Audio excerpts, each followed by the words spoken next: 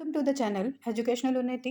इस वीडियो में हम कवर करेंगे एजुकेशनल साइकोलॉजी टर्म को। तो इसको ब्रीफली यहाँ पर समझेंगे, जो कि हमारी सीरीज चल रही है यहाँ पर एजुकेशनल साइकोलॉजी की। तो इसी में हम एजुकेशनल साइकोलॉजी टर्म को समझेंगे यहाँ पर, इसके मीनिंग, नेचर, फैक्टर्स कौन कौन से अफेक्ट करते हैं एजुकेशनल साइकोलॉजी को, क्या क्या फंक्शंस होते हैं एजुकेशनल साइकोलॉजी के, प्रॉब्लम्स क्या हैं एजुकेशनल साइकोलॉजी में, उसके साथ साथ एजुकेशनल साइकोलॉजी कैसे इम्प्लीकेशन करती है क्लासरूम सिचुएशन पर। इन सारी चीज़ों को यहाँ पर समझेंगे। देन लास्ट में यहाँ पर डिफरेंस देखेंगे, साइकोलॉजी और एजुकेशनल साइकोलॉजी में क्या डिफरेंस होता है। तो आइए वीडियो को स्टार्ट करते हैं। इससे पहले आपको बता दिया जाए कि ये वीडियो बीएड, एमएड और नेट के लिए या किसी भी तरह के टीचिंग एग्जाम्स के लिए बेनिफिशियल रहने वाली है। सो यस, स्टार्ट करते हैं। यहाँ पर एजुकेशनल साइकोलॉजी में सबसे पहले हम समझेंगे meaning and nature of educational psychology को। मीनिंग एंड नेचर का क्या मतलब है यहाँ पर, सबसे पहले देखते हैं मीनिंग क्या होता है एजुकेशनल साइकोलॉजी का। तो एजुकेशनल साइकोलॉजी जो टर्म है वो दो शब्दों से मिलकर बना हुआ है। इसमें एक तरह से कॉम्बिनेशन होता है एजुकेशन का और साइकोलॉजी का, जो कि एक डिसिप्लिन होते हैं अलग अलग। जो है एजुकेशन भी एक तरह से इंडिविजुअल डिफरेंस में डिसिप्लिन में आता है, और साइकोलॉजी भी एक तरह से इंडिविजुअल डिसिप्लिन में आता है। तो इन दोनों के जब कंबाइंड जो है स्टडी करते हैं, तब उसको हम एजुकेशनल साइकोलॉजी कहते हैं। एजुकेशनल साइकोलॉजी मेनली डील करता है उन सारी कंडीशंस से जो कि अफेक्ट करती हैं एक इंडिविजुअल की लर्निंग को। तो वो सारी कंडीशंस जो अफेक्ट करेंगे इंडिविजुअल लर्निंग को, उन्हें हम एजुकेशनल साइकोलॉजी कहते हैं। यहाँ पर अगर डेफिनेशन की बात करें तो यहाँ पर डेफिनेशन आ जाती है चार्ल्स ए स्किनर के अनुसार। स्किनर एक साइकोलॉजिस्ट हैं यहाँ पर, जिन्होंने एक डेफिनेशन दी है एजुकेशनल साइकोलॉजी की, जिसमें इन्होंने बताया है कि एजुकेशनल साइकोलॉजी डील करता है mainly behaviour of the human being in the educational situation. तो एक ह्यूमन कैसे बिहेव करता है एजुकेशनल सिचुएशन में, जब वो अपनी नॉलेज को ग्रहण कर रहा होता है, लर्निंग कर रहा होता है, तो उस टाइम एक बच्चे का क्या बिहेव होता है, उसे हम एजुकेशनल साइकोलॉजी कहते हैं। इस डेफिनेशन को हम इस तरह से भी समझ सकते हैं कि मेनली जो साइकोलॉजी है वही हमें बताती है कि बच्चा कैसे कैसे ग्रो करता है, उसके स्टेजेस क्या होती हैं डेवलपमेंट की, और इन डेवलपमेंटल स्टेजेस में बच्चे को में कैसे कैसे चेंजेस देखने को मिलते हैं, चाहे वो फिजिकल चेंजेस हों, फिजिकल डेवलपमेंट के लिए हो, या फिर कॉग्निटिव डेवलपमेंट के लिए हो, इमोशनल डेवलपमेंट के लिए हो, या उसके स्पिरिचुअल डेवलपमेंट के लिए हो।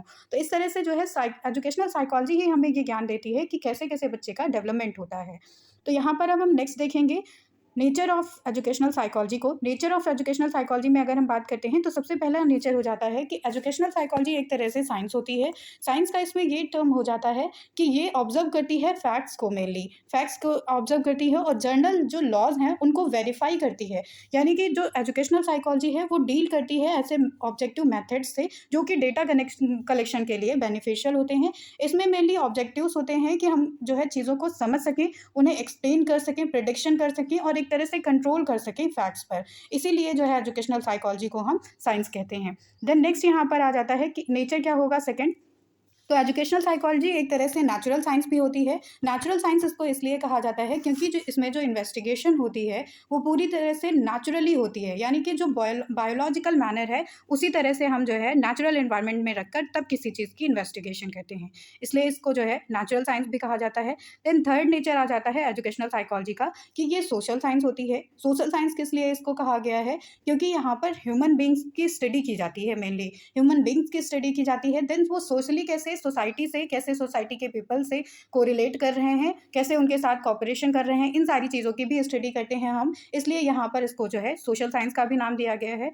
देन फोर्थ यहाँ पर आ जाता है इसके नेचर में कि एजुकेशनल साइकोलॉजी एक तरह से पॉजिटिव साइंस भी होता है। पॉजिटिव साइंस इसको क्यों कहा गया है, क्योंकि ये पूरी तरह से लॉजिक्स और एथिक्स पर बेस्ड होता है।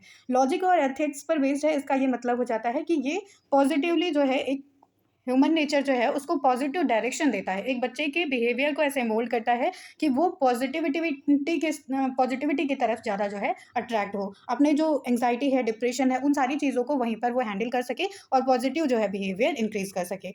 इसीलिए एजुकेशनल साइकोलॉजी को हम पॉजिटिव साइंस भी कहते हैं। देन नेक्स्ट अगर नेचर की बात की जाए तो ये एक तरह से अप्लाइड साइंस भी है। अप्लाइड साइंस का ये सेंस हो जाता है कि यहाँ पर साइकोलॉजिकल प्रिंसिपल्स होते हैं जिनको हम अप्लाई करते हैं एजुकेशन की फील्ड में, तो ये इसीलिए जो है अप्लाइड साइंस का नाम हो जाता है। प्रिंसिपल्स की बात करें अगर हम, तो यहाँ पर डेवलपमेंटल स्टेजेस दी गई हैं जिसमें हम प्रेडिक्ट कर सकते हैं कि बच्चे का डेवलपमेंट कैसे हो रहा है। यहाँ पर मेथड्स दिए गए हैं कि कौन से मेथड्स और कौन से मैक्सिम्स या कौन सी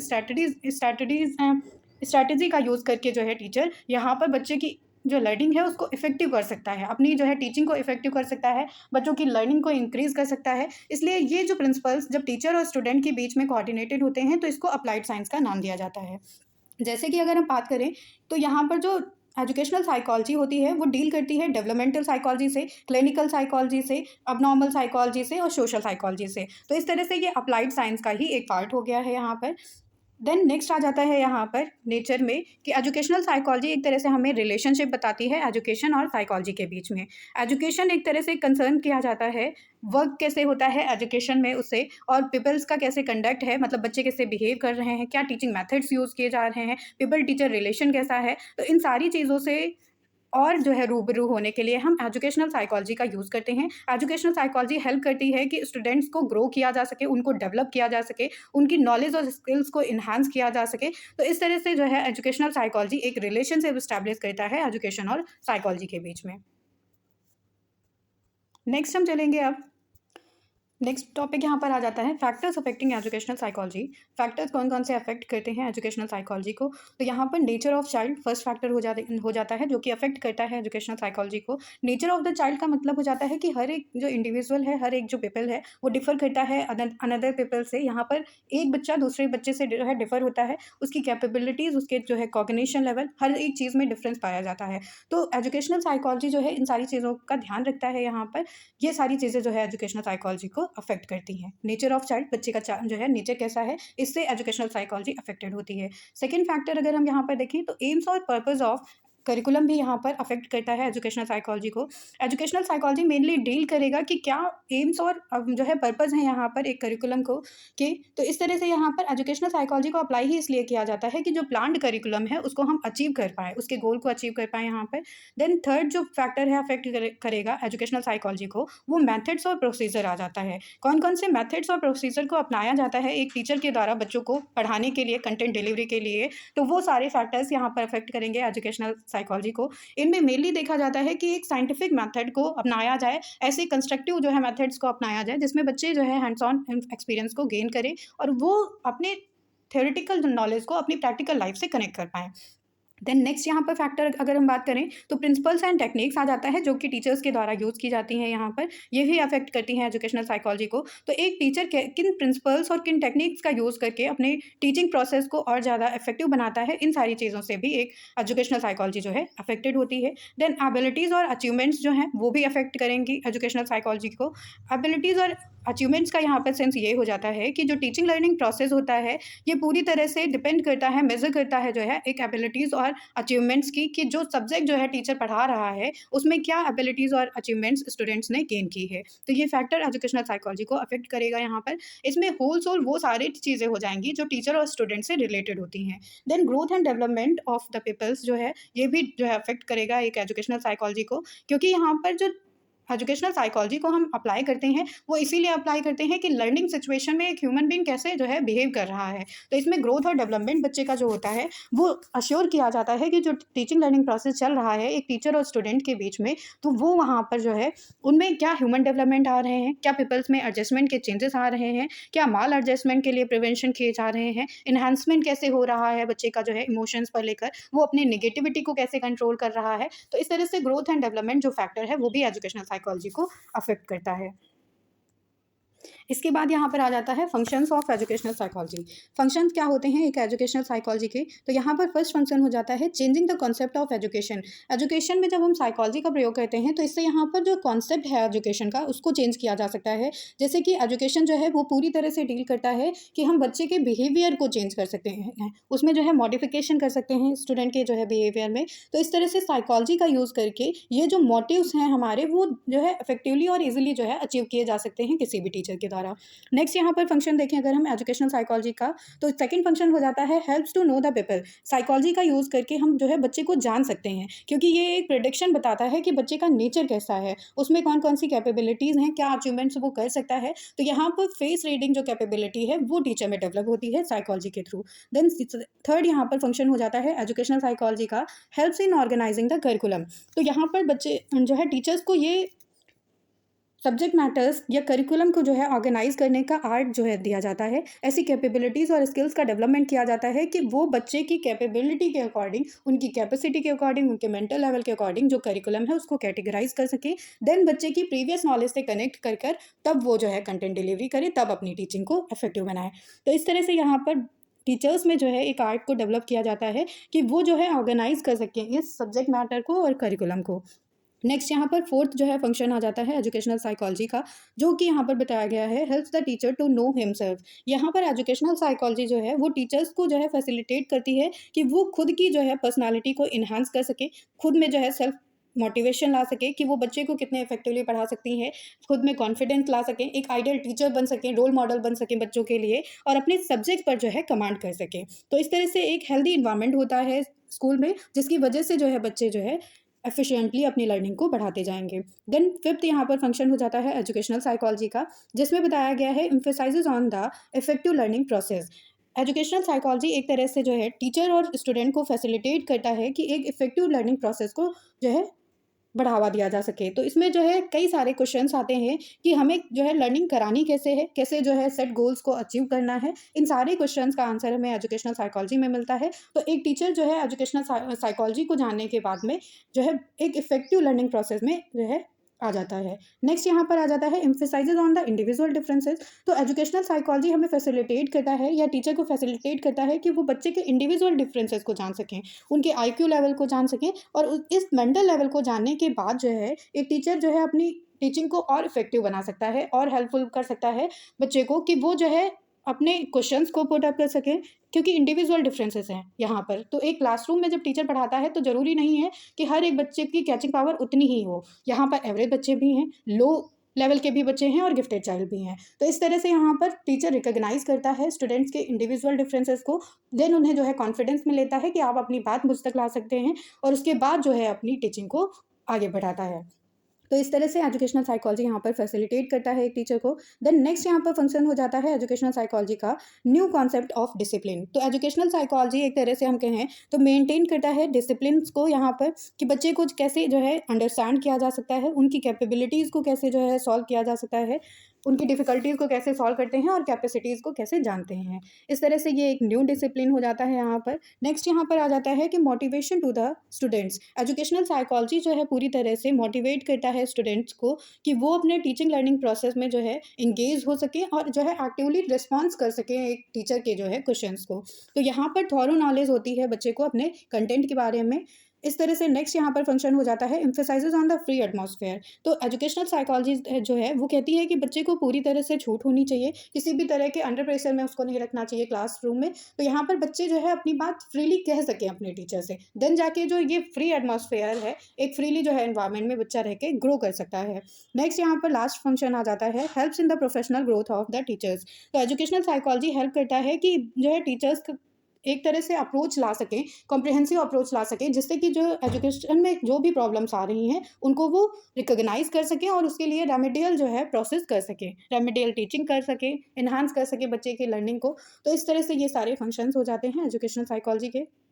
देन अगर हम प्रॉब्लम्स की बात करें यहाँ पर प्रॉब्लम्स ऑफ एजुकेशनल साइकोलॉजी की, तो फर्स्ट प्रॉब्लम हो जाता है कि नॉट अ प्योर साइंस। तो एजुकेशनल साइकोलॉजी जो है वो पूरी तरह से प्योर साइंस नहीं है, क्योंकि ये साइंटिफिक स्टडी करता है ह्यूमन बिहेवियर को। देन नेक्स्ट यहाँ पर प्रॉब्लम आ जाती है एजुकेशनल साइकोलॉजी में कि ये कॉन्ट्राडिक्टरी जो है प्रैक्टिस होती है। कॉन्ट्राडिक्टरी प्रैक्टिस क्यों होती है? क्योंकि यहाँ पर डिफरेंट जो है प्रैक्टिसेस को अपनाया जाता है। थ्योरेटिकल और प्रैक्टिकल एस्पेक्ट होते हैं यहाँ पर, जिसमें थ्योरेटिकल एस्पेक्ट जो होता है वो पूरी तरह से डिफरेंट होता है प्रैक्टिकल एस्पेक्ट से। तो इस तरह से जो है कॉन्ट्राडिक्टरी सिचुएशन यहाँ पर बनी रहती है। देन नेक्स्ट यहाँ पर हो जाता है प्रॉब्लम्स में सुटेबल फॉर ट्रेंड टीचर्स। तो एजुकेशनल साइकोलॉजी जो है वो एक एफिशिएंट टीचर के लिए ही ज़्यादा यूजफुल होती है, उससे जो है टीचिंग लर्निंग प्रोसेस को ज़्यादा सक्सेसफुल बनाया जा सकता है। देन नेक्स्ट यहाँ पर हो जाता है प्रॉब्लम्स में कि ये एक्सपेंसिव प्रोसेस होता है एजुकेशनल साइकोलॉजी। इसमें पूरी तरह से रिसर्च और एप्लीकेशंस का यूज़ किया जाता है जो कि एक्सपेंसिव होता है और इसमें इतना ज़्यादा जो है गवर्नमेंट इन्वॉल्व नहीं होती है। देन नेक्स्ट हो जाता है यहाँ पर प्रॉब्लम्स में इमेजरेबल है ये, क्योंकि यहाँ पर वेरिएशन होते हैं इंटरनल थॉट्स और एक्सटर्नल बिहेवियर में बच्चों के, एक पर्सन टू पर्सन ये सारी चीज़ें जो है वेरी करती जाती हैं। तो इसलिए यहाँ पर जो है इमेजरेबल है, इन सारी चीज़ों को हम मेजर नहीं कर सकते हैं, इसलिए कॉन्फ्लिक्ट अराइज होते हैं। ये भी एक प्रॉब्लम हो गई यहाँ पर एजुकेशनल साइकोलॉजी की। इसके बाद लास्ट हो जाता है कि इनअप्रोप्रिएट रिजल्ट्स होते हैं यहाँ पर। इनअप्रोप्रिएट रिजल्ट्स की बात क्यों कही गई है? क्योंकि एजुकेशनल साइकोलॉजी हमेशा जो है करेक्ट रिजल्ट्स को नहीं प्रोवाइड करती है। वो इसलिए क्योंकि यहाँ पर इंडिविजुअल डिफरेंसेस होते हैं, एक पर्सन टू पर्सन जो है उनका मेंटल प्रोसेस, उनकी फिजिकल, इमोशनल, मेंटल हर तरह से वो डिफ़र करते हैं, इसलिए यहाँ पर जो है एक अप्रोप्रिएट रिज़ल्ट पाना बहुत मुश्किल हो जाता है। तो ये भी एक तरह से प्रॉब्लम हो जाती है एजुकेशनल साइकोलॉजी में। नेक्स्ट इम्प्लीकेशंस की अगर हम बात करें यहाँ पर, कैसे educational psychology as classroom situations के लिए बेनिफिशियल होती है, तो यहाँ पर चाइल्ड सेंटर्ड करिकुलम को अपनाया जा सकता है। जब बच्चों में जो है इतनी अवेयरनेस हो जाती है और टीचर्स में इतनी अवेयरनेस हो जाती है कि वो जो है बच्चे के अकॉर्डिंग करिकुलम को डिज़ाइन करें, देन जो है उनके अकॉर्डिंग ही जो है यहाँ पर टीचिंग करें, उनके मेंटल लेवल के अकॉर्डिंग टीचिंग करें। Then quality wise teachers provide किए जाते हैं, क्योंकि यहाँ पर ट्रेनिंग प्रोवाइड की जाती है टीचर्स को। उन्हें अच्छे से जो है ट्रेंड किया जाता है कि कैसे उनको बच्चे के फेस रीडिंग करनी है, कैसे इंडिविजुअल डिफरेंसेस को समझने हैं, टीचिंग लर्निंग प्रोसेस क्या होना चाहिए, टीचिंग स्ट्रैटेजीज क्या होनी चाहिए। तो इन सारी चीज़ों को जानकर जो है क्वालिटी टीचर्स प्रोवाइड किए जाते हैं यहाँ पर, जिससे कि वो इफेक्टिवली बच्चे को पढ़ा सकें। इवैल्यूएशन किया जाता है यहाँ पर, तो इवैल्यूएशन करने के लिए जो है एजुकेशनल साइकोलॉजी ऐसी जो है ट्रिक्स को देती है, जिससे इंथुजियाज्म और इंटरेस्ट को बढ़ावा दिया जाता है यहाँ पर स्टूडेंट्स को, उनको कॉन्फिडेंस में लाया जाता है, इसलिए यहाँ पर इवैल्यूएशन किया जाता है बच्चों का। देन नेक्स्ट यहाँ पर हो जाता है एप्लीकेशन में स्पेशल चिल्ड्रन को जो है यहाँ पर बढ़ावा दिया जाता है। जो भी लर्निंग डिसेबिलिटीज़ बच्चे में होती हैं उनको जो है यहाँ पर टीचर्स रिकॉग्नाइज करते हैं, क्योंकि यहाँ पर क्वालिटी टीचर्स होते हैं, इसलिए वो इजीली जो है रिकॉग्नाइज कर पाते हैं कि कौन सी लर्निंग डिसेबिलिटीज़ बच्चों में रिलाई कर रही हैं और उसके अकॉर्डिंग ही उन्हें हेल्प प्रोवाइड की जाती है। तो जैसे बच्चे को पढ़ने लिखने में समस्या है, डिसलेक्सिया है, डिसऑर्डर है, मान लो डिसेबिलिटी है यहाँ पर, तो उसके अकॉर्डिंग ही बच्चे को जो है फैसिलिटेट किया जाता है। कैलकुलेशन में किसी तरह की जो है गड़बड़ी आ रही है, डिसकैलकुलिया है बच्चे को, तो यहाँ पर जो है टीचर उसके अकॉर्डिंग यहाँ पर फैसिलिटेट करेंगे। तो इस तरह से एजुकेशनल इम्प्लीकेशन होता है इसका। Then use of audio visual aids in teaching, तो यहाँ पर टीचर जो है प्रोजेक्टर्स का यूज़ करते हैं, प्रेजेंटेशन करते हैं टॉपिक्स का पूरी तरह से, जिसमें बच्चा ऑडियो और विजुअल दोनों रूप से जो है इन्वॉल्व होता है, जिससे कि उनकी कैचिंग पावर और ज़्यादा जो है इंक्रीज हो जाती है। बच्चे ईजिली जो है उन सारी चीज़ों को कैच कर पाते हैं। तो कितना भी कॉम्प्लेक्स टॉपिक क्यों ना हो, बच्चे जब ऑडियो विजुअल एड्स के थ्रू पढ़ते हैं यहाँ पर, तो उन्हें ज़्यादा समझ में आता है। देन नेक्स्ट यहाँ पर हो जाता है को करिकुलर एक्टिविटीज़। को करिकुलर एक्टिविटीज़ का मतलब हो जाता है कि यहाँ पर जो करिकुलम से हटकर चीज़ें कराई जाती हैं, कोई भी तरह का कॉम्पिटिशन है, गेम है, अगर बच्चों को ऑर्गेनाइज कराया जाता है, तो इससे उनके होलसोल डेवलपमेंट में बहुत ज़्यादा अंतर हो आता है। तो यहाँ पर बच्चे को time to time games, sports, girls को जो है गाइड किया जाना चाहिए, डिबेट कराना चाहिए, कल्चरल प्रोग्राम्स ऑर्गेनाइज कराने चाहिए। इस तरह से कंपटीशन बच्चों में रखना चाहिए। जैसे दिवाली है तो यहाँ पर जो है रंगोली कंपटीशन होना चाहिए, इस तरह से राखी है तो राखी कंपटीशन होना चाहिए। ऐसे बच्चों के जो है वो होल सोल डेवलपमेंट में अंतर आता है, स्किल डेवलपमेंट होता है। द नेक्स्ट इम्प्लीकेशन हो जाता है यहाँ पर preparation of the time table. यहाँ पर एजुकेशनल साइकोलॉजी का यूज़ करके एक परफेक्ट जो है टाइम टेबल को ऑर्गेनाइज किया जा सकता है, जिसमें कि हर एक सब्जेक्ट को पीरियोडिकल बेसिस पे ऑर्गेनाइज किया जा सके और सबकी क्लास को थॉरली पढ़ाया जा सके। Next one is democratic administration. यहाँ पर एजुकेशनल साइकोलॉजी के यूज़ से स्कूल और क्लासरूम में डेमोक्रेटिक जो है एडमिनिस्ट्रेशन को बढ़ावा दिया जाता है, जिसमें जो पावर होती है वो हर एक इंडिविजुअल को जो है ऑथराइज किया जाता है यहाँ पर। तो इस तरह से पावर सिर्फ टॉप लेवल पर ना होकर बल्कि जो है ग्राउंड लेवल पर भी होती है, और एक स्टूडेंट को इतनी फ्रीडम होती है कि वो हायरार्की वाइज अपनी बातों को आगे बढ़ा सकें। तो मान लो जैसे यहाँ पर बच्चे को कोई प्रॉब्लम है, तो वो उसको इतनी फ्रीडम है कि वो अपने टीचर से बात कर सके, देन वाइस प्रिंसिपल, प्रिंसिपल, तो इस तरह से जो है एक हायरार्की में वो अपनी प्रॉब्लम को बता सकता है। देन नेक्स्ट यहाँ पर आ जाता है डिफरेंस। डिफरेंस को अगर हम समझना चाहें तो एजुकेशनल साइकोलॉजी और साइकोलॉजी में क्या डिफरेंस होता है, मीनिंग की बात करें यहाँ पर, तो ये साइकोलॉजी जो है वो साइंस ऑफ माइंड होता है, मेंटल एक्टिविटीज़ होता है, जबकि जो एजुकेशनल साइकोलॉजी है वो एक तरह से जब हम साइकोलॉजी का यूज़ एजुकेशन में करते हैं तो उसी को एजुकेशनल साइकोलॉजी कहते हैं। देन फील्ड की अगर हम बात करते हैं तो ये प्योर साइंस होती है साइकोलॉजी, जबकि एजुकेशनल साइकोलॉजी जो है वो अप्लाइड साइंस होती है। देन नेक्स्ट जो है डिफरेंस समझेंगे यहाँ पर, डिपेंडेंस की बात करते हैं, तो यहाँ पर जो साइकोलॉजी है वो इंडिपेंडेंट होती है, किसी पर डिपेंड नहीं होती है, जबकि जो एजुकेशनल साइकोलॉजी है वो एक तरह से ब्रांच होती है साइकोलॉजी की ही। देन एरिया ऑफ स्टडी की बात करें तो साइकोलॉजी जो है स्टडी करता है ह्यूमन बिहेवियर को या बिहेवियर को, जबकि जो एजुकेशनल साइकोलॉजी है वो जो है बिहेवियर ऑफ चिल्ड्रन को जो है स्टडी करता है कि कैसे स्कूल और कॉलेजेस में जो है क्लासरूम में या स्पेसिफिक सिचुएशन में एक बच्चा कैसे बिहेव करता है स्टडी के लिए। देन पर्पस ऑफ स्टडी की बात करें यहाँ पर, तो पोटेंशियल एबिलिटीज़ और टैलेंट को आइडेंटिफाई किया जाता है यहाँ पर स्टूडेंट्स के। देन एजुकेशनल साइकोलॉजी जो है वो इन्हांस करता है पूरी तरह से पोटेंशियलिटीज़, एबिलिटीज़ और टैलेंट को स्टूडेंट्स के। देन स्कोप की बात करते हैं तो साइकोलॉजी कॉम्प्रिहेंसिव होता है, इसका स्कोप जो है पूरी तरह से हर एक फील्ड पर होता है, चाहे बच्चे का फिजिकल डेवलपमेंट हो, कॉग्निटिव डेवलपमेंट हो, इमोशनल डेवलपमेंट हो, स्पिरिचुअल डेवलपमेंट हो। जबकि जो स्कोप होता है एजुकेशनल साइकोलॉजी का वो लिमिटेड होता है और स्पेसिफिक फील्ड्स में ही रहता है जिसमें हम उसे अप्लाई करना चाहेंगे। तो इस तरह से यहाँ पर एजुकेशनल साइकोलॉजी का जो टॉपिक है वो एंड होता है। थैंक यू एवरीवन, पढ़ते रहिए, सीखते रहिए।